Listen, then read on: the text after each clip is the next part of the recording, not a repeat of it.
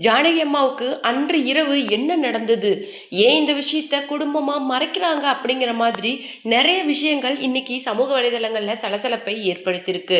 அதுக்கு ஒரு முக்கியமான காரணம் என்ன அப்படின்னு சொல்லிட்டு பார்த்தீங்கன்னா, 2013 இருந்தே அவங்க திரையுலகத்துல இருந்து விலகி அவங்களுடைய ரெஸ்ட்டை அறிவிச்சிருந்தாலும் கூட ஒரு சில விஷயங்கள்ல பங்கெடுத்துக்கிட்டு தான் வந்திருந்தாங்க.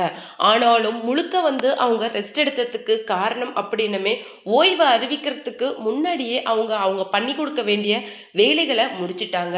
அவங்களுடைய ஒரே மகனுக்கு 2 பெண் பிள்ளைகள் மட்டும்தான் இருக்கிறாங்க. அவங்களுடைய குழந்தைங்க கூட இதுக்கு மேல நாம நேரத்தை செலவிடணும்.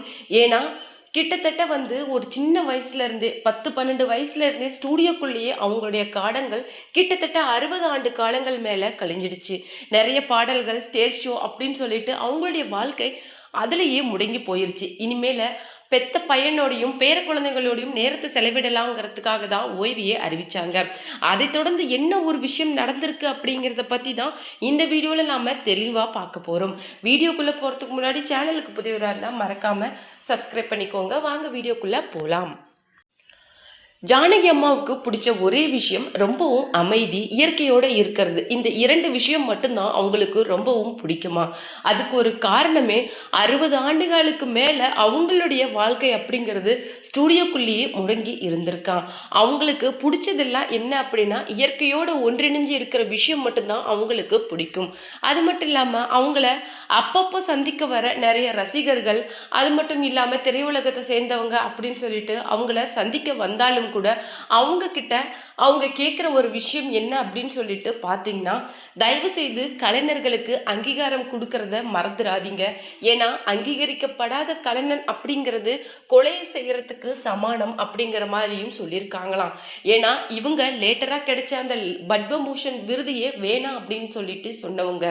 அது மட்டும் இல்லாமல் அவங்க மாரடைப்பு வர்றது மாதிரி ஃபீல் பண்ணியிருக்காங்களாம். அந்த 2-3 மணி நேரத்தில் மருமகளிடம் சொன்ன விஷயம் என்ன அப்படின்னு சொல்லிட்டு பார்த்தீங்கன்னா, என்னுடைய கடைசி காலத்தில் என்னுடைய பையனான முரளி அவ என்னுடைய பக்கத்தில் இல்லாத விஷயம் எனக்கு மிகவும் வருத்தத்தை அளிக்குது. அது மட்டும் இல்லாமல் குழந்தைங்களை நல்லா பார்த்துக்கோ, நேரத்துக்கு சாப்பிடு, நான் இதுக்கு மேலே இருக்க மாட்டனோ அப்படின்னு சொல்லிட்டு மருமகள் கிட்ட சொல்லியிருக்காங்களாம்.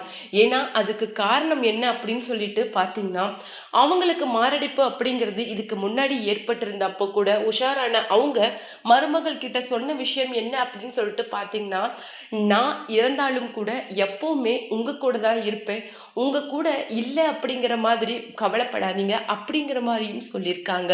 அதுக்கு ஒரு முக்கியமான காரணம் என்ன அப்படின்னு சொல்லிட்டு பார்த்தீங்கன்னா, தன்னுடைய இறப்புக்கு முன்னாடியே தன்னுடைய மகனுடைய இறப்பை சந்திச்சதுனால மகள் மற்றும் பேத்திகளோட அந்த தனிமையை நினச்சி அவங்க ஆரம்பத்திலேயே பயப்பட்டிருக்காங்களாம். நல்ல வேலையா அவங்க இருக்கிறதுக்கு முன்னாடியே அவங்களுடைய பேத்திகளுக்கு திருமணம் அப்படிங்கிறது ஆனது அவங்களுடைய மனசுக்கு நிறைவாக இருந்திருக்காம்.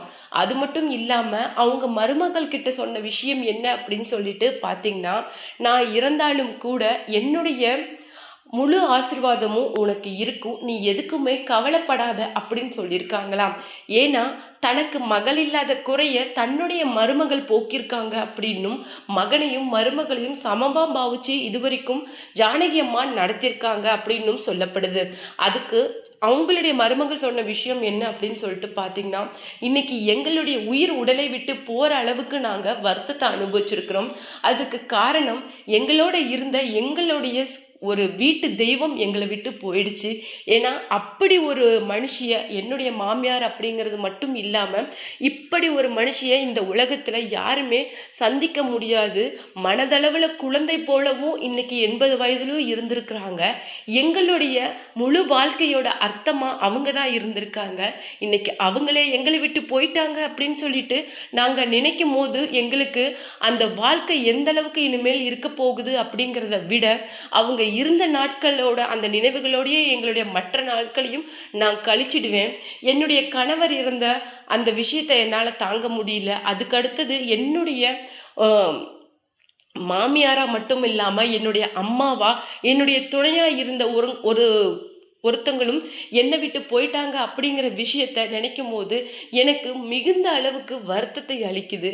அது மட்டும் இல்லாமல் ஜானகி அம்மா மாதிரி ஒரு குழந்தை இந்த உலகத்துல மறுபடியும் பிறக்கணுங்கிறது தான் அவங்களுடைய ஆசை. கண்டிப்பா என்னுடைய பெண்களுக்கு அதே மாரி ஒரு பெண் குழந்தை பிறக்கணும் அப்படின்னு சொல்லிட்டு நான் கடவுள்கிட்ட பிரார்த்தனை பண்ணிக்கிறேன் அப்படிங்கிற மாதிரியும் அவங்க மருமகள் சொல்லியிருக்காங்க.